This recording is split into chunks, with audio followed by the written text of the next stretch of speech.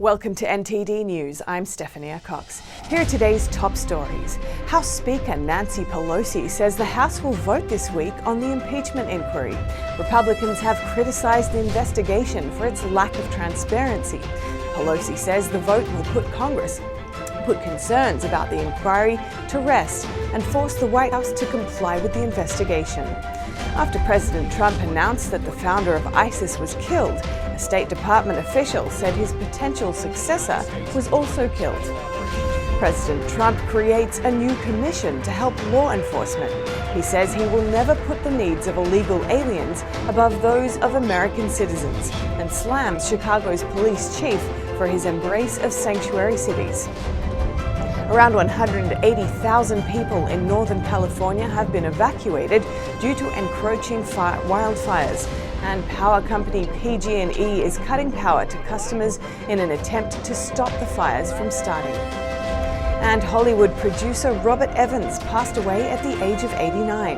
Evans is famous for producing Hollywood hits like The Godfather, Chinatown, and Urban Cowboy.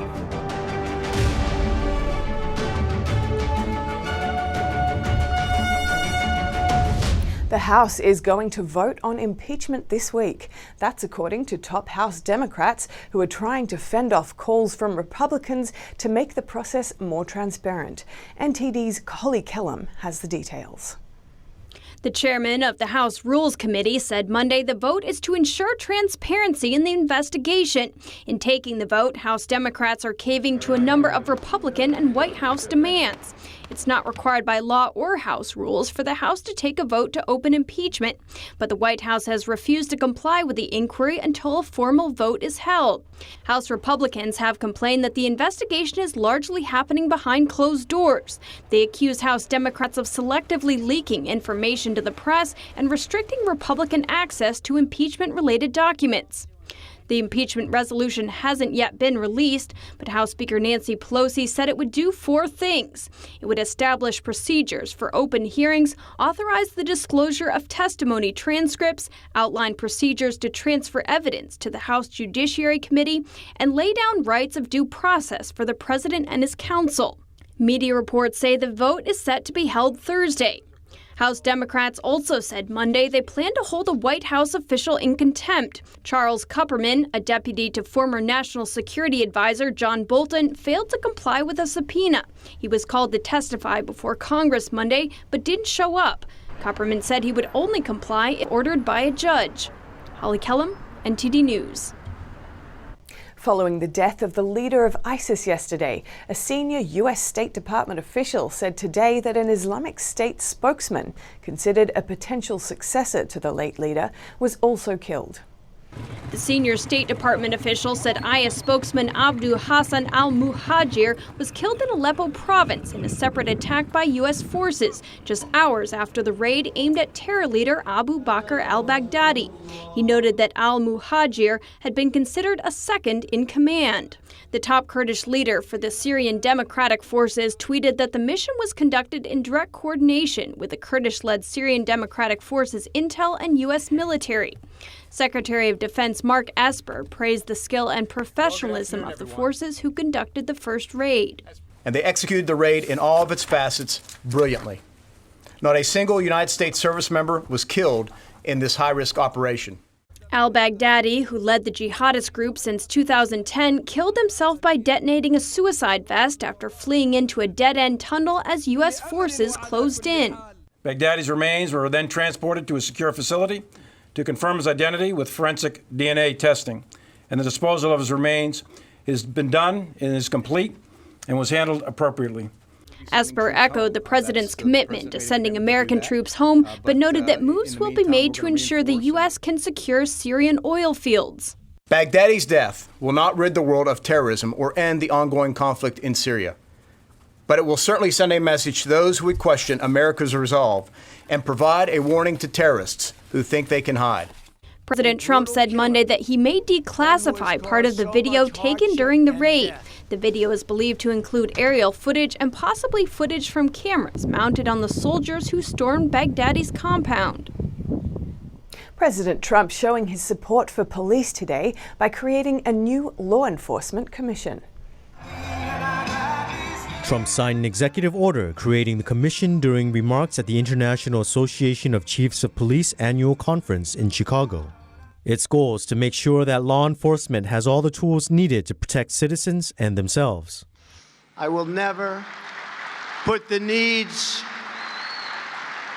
of illegal criminals before I put the needs of law-abiding citizens. It's very simple to me. The commission will look at various issues like mental illness, substance abuse, and homelessness that influence crime. It will also study best practices in recruiting and training officers. A report with recommendations will be compiled and given to the Attorney General in 1 year. Trump also laid into Chicago's police chief, Eddie Johnson, for not attending the event.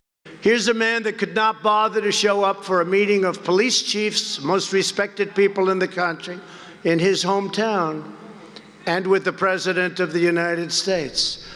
And you know why? It's because he's not doing his job. Trump called Johnson's values a disgrace in reference to his handling of Chicago as a sanctuary city for illegal immigrants. The Justice Department is appealing a ruling that would require it to disclose grand jury material. On Friday, a Washington District Court judge said the department had to hand over the full Mueller report to House investigators. NTD's Holly Kellum has more. The judge ruled the House Judiciary Committee needed the grand jury material to avoid a possible injustice in the impeachment inquiry. The Justice Department, though, disagrees. In its appeal to a higher court, the department is arguing the Mueller report is not the current focus of impeachment activity, based on statements by House Speaker Nancy Pelosi. Pelosi announced that the House would launch an impeachment inquiry in late September. In her announcement, she cited the president's phone call with Ukraine's president as the reason for the inquiry. Grand jury material is protected by federal regulations, even from the eyes of Congress. Holly Kellum, NTD News. In Southern California, a Los Angeles fire erupted before dawn this morning. It roared up slopes into wealthy neighborhoods, threatening thousands of homes. Tens of thousands of people were ordered to clear out. The fire was burning in the upper elevations of the Brentwood area. The evacuation area extended westward through Pacific Palisades down to the Pacific Coast Highway, encompassing some of the most exclusive real estate in California, where celebrities and executives live. Los Angeles Lakers star LeBron James tweeted that he and his family had to evacuate. Night-flying helicopters made water drops before daybreak, and airplanes unleashed loads of water after the sun came up. Mount St. Mary's University evacuated 450 students from its nearby campus, and the University of California, Los Angeles, in the city's Westwood section, canceled classes. A spokesman for the California Department of Forestry and Fire Protection said statewide, the fire conditions have made California a tinderbox.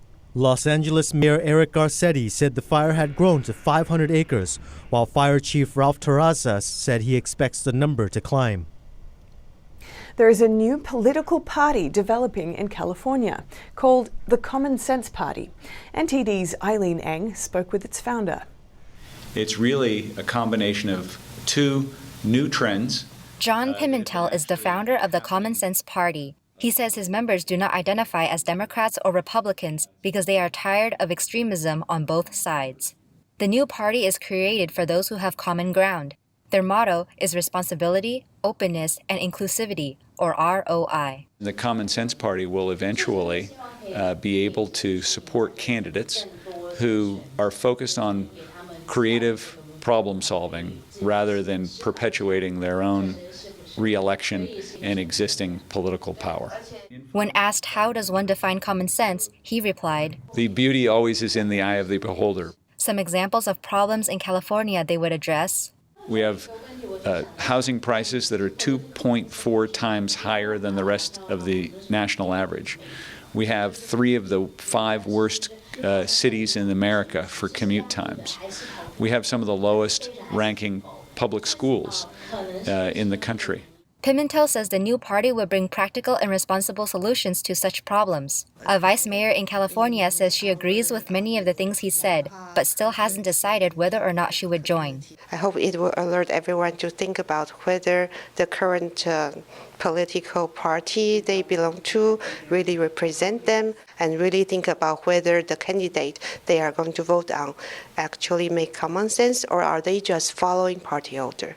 They plan to start local to let the party be known: city council, county supervisor, school boards. And eventually, we hope that those local elected officials will rise up to the state level at some point and go represent common sense in the state legislature. He says those who register as a common sense member can vote in the presidential primaries, but since it is not yet an official party, it will be categorized as under no party preference.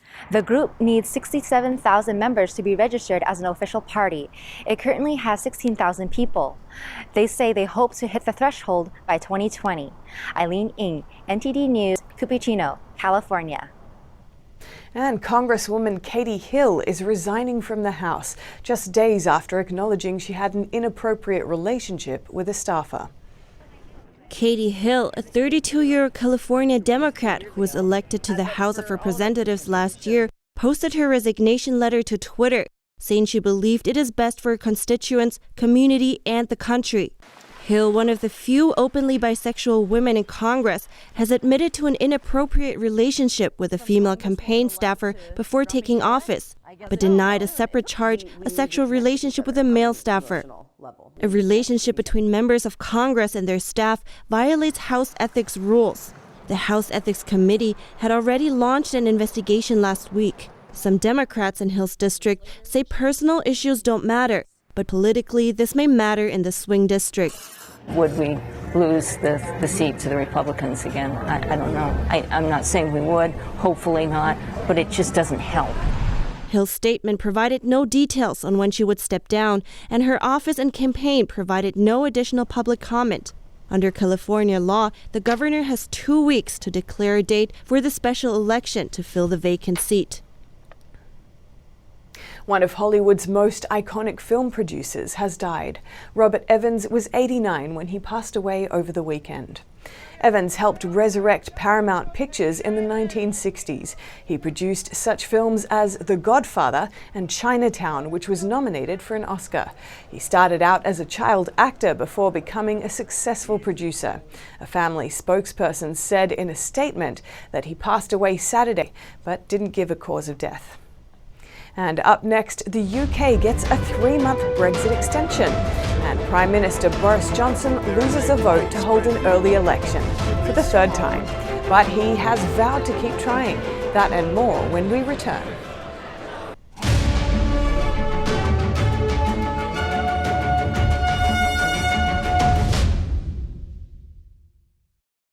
When you look at TV networks in America, a soundbite and fight-it-out culture prevails on news and commentary programs. As a Canadian, I'm fascinated with America, and I wanted to offer American thought leaders an opportunity to share their thoughts in a deep dive format, where we can explore their ideas together. And so American Thought Leaders was born. The world's most brilliant thinkers believed that open discourse was the key to greatness. However, all around the world, we see that discourse is being stifled, and political agendas have subverted media. The Epoch Times launched its Global Thought Leaders program to bring back this great tradition of free thought. As the host of American Thought Leaders, every week I interview some of the most intriguing minds on the most pressing issues of our time. Be sure to check out our new episodes every week.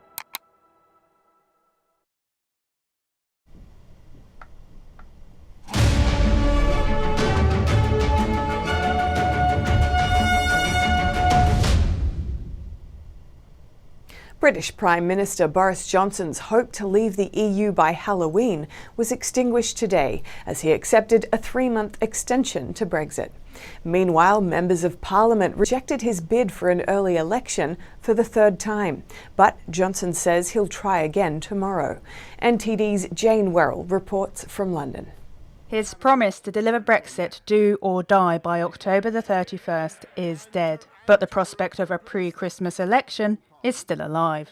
Members of Parliament rejected Johnson's bid for an early election for the third time. It fell short of the 2/3 of MPs' votes it needed to pass. Because the majority required has not been reached, the noes have it. Point of order, the Prime Minister. Johnson says he will try again. He's planning to put forward a bill so he can quickly change the laws around elections. If passed, it would mean a bid for an election would only need a majority vote. Give notice of presentation for a short bill for an election on the 12th of December so that we can finally get Brexit done. He's hoping that opposition parties, the Scottish National Party and Liberal Democrats, will support it. They've said they want an election too, under similar terms, but 3 days earlier on December the 9th, to prevent the Brexit deal being pushed through Parliament ahead of an election. Just hours earlier, in a big blow to Johnson, he wrote to EU Council President Donald Tusk, accepting an offer for an extension. Tusk calls it a flex tension, which means the UK can leave before the deadline if it decides on a deal earlier. As Parliament stands divided over Brexit, questions remain over whether an election will break the impasse. Jane Werrell, NTD News, London. Protests in Hong Kong are now in their 21st week. Multiple demonstrations over the weekend called attention to police brutality. NTD's Jeremy Sandberg reports. An estimated 10,000 Hong Kong medical workers and their supporters filled the financial center on Saturday evening in a peaceful rally condemning police brutality over the last 5 months. Now the police brutality is very serious. Health professionals are concerned that injured people are not coming into hospitals for fear of being identified and arrested. But we want the government to rectify the situation, and also the police try to must have some sort of check and balance. Try not to abuse the force. On Sunday, a peaceful yet unauthorized rally was organized to condemn excessive force by the police and to show support for journalists. Because whenever police is around, the situation will become unrest, okay? The violence activity will come out.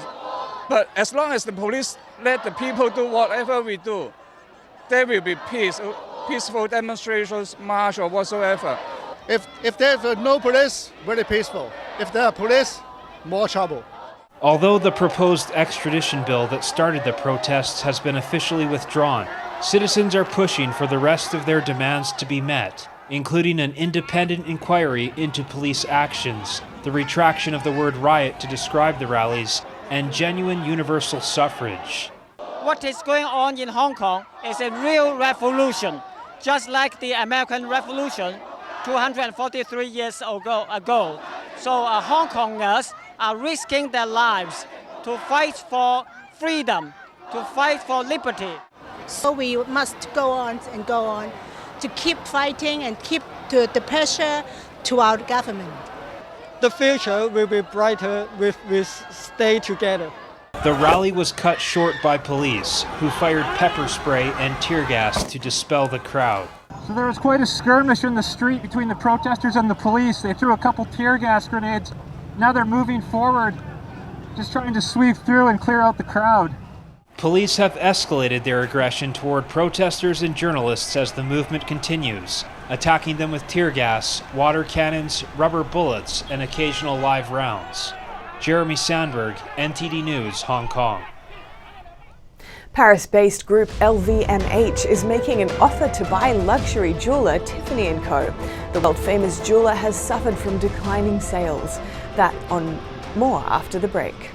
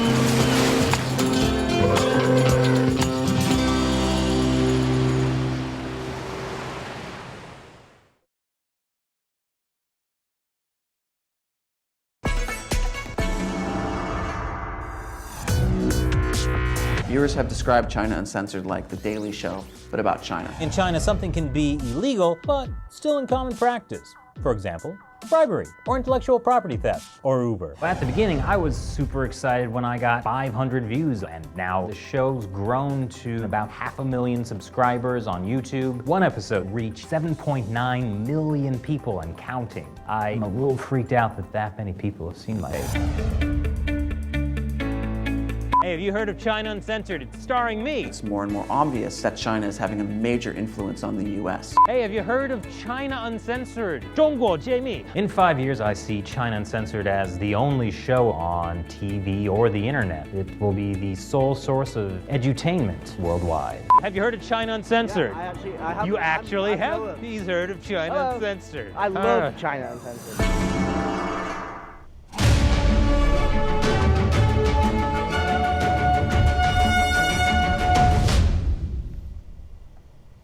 The world's biggest luxury group, LVMH, has reportedly made a bid to take over the jeweler Tiffany & Co. Paris-based LVMH has offered $120 per share in cash, which would value Tiffany & Co. at about $14.5 billion. Tiffany & Co. confirmed on Monday it has received an unsolicited, non-binding proposal from LVMH. The company added that shareholders should take no action at this time, pending a board review. The company has also hired independent financial and legal advisors to review LVMH's offer. Founded in 1837, Tiffany & Co. soon became known as the Palace of Jewels because of its exceptional gemstones. Today, Tiffany & Co. operates more than 300 stores worldwide, including its flagship store on Fifth Avenue in New York, where Breakfast at Tiffany's starring Audrey Hepburn was filmed. Tiffany & Co. has been struggling with lackluster sales for years. Instagram will block posts about suicide after a public outcry and the death of a teen. Earlier this year, British teen Molly Russell killed herself after looking at posts about suicide. Her father blamed her death on Instagram, saying they should have restricted that kind of content for young people.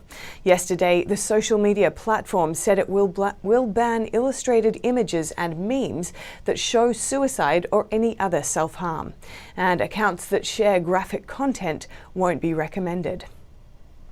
And a horse jumping show in Finland is using manure produced by its animals to provide electricity for the show and to power homes.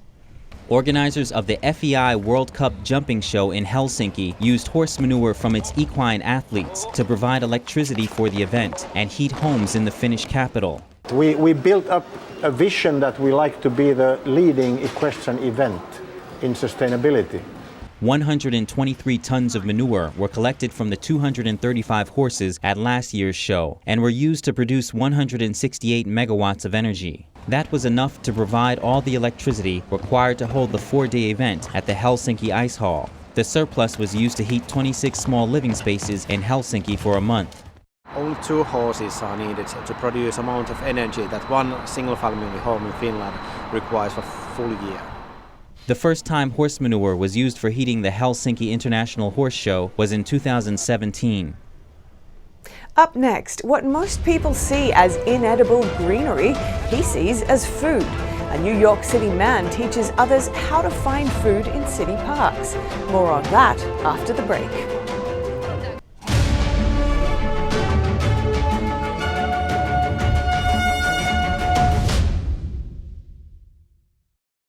Our investigative reporters at the Epoch Times have spent 18 months uncovering the biggest political scandal in modern history.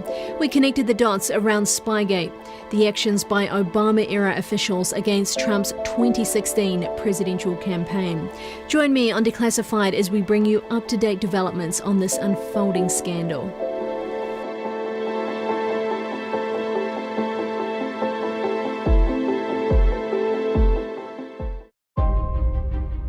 The lasting beauty of traditional oil painting, realistic style, brilliant, moving, expressive. 2019 NTD Television International Competition for Figure Painting in Oil, guided by truthfulness, kindness, and beauty. We invite you to join us on our journey back to traditional art. Gold Prize award of $10,000. For more detail, please visit oilpainting.ntdtv.com.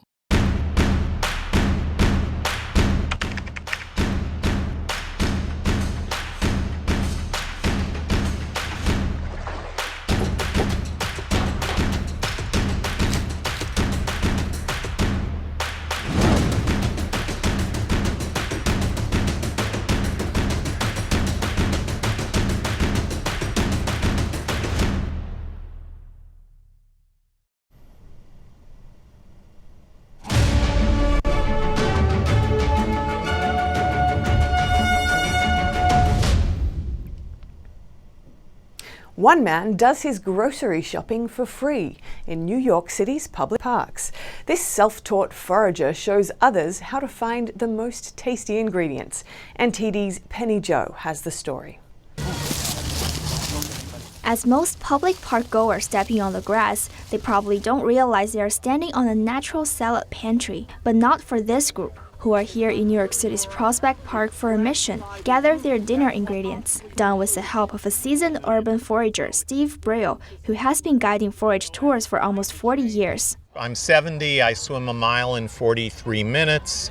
My only health problem is CCD, compulsive cooking disorder. He tells people what are the top ingredients to look for, like field garlic. I don't really mind the extra dirt. B12. How's the taste? It's not that garlicky. And what you cannot eat. So it doesn't have any poisons in it, but it's no more edible than a stone. Oh, okay. And Brill started the journey alone, but later he's got some helping hands.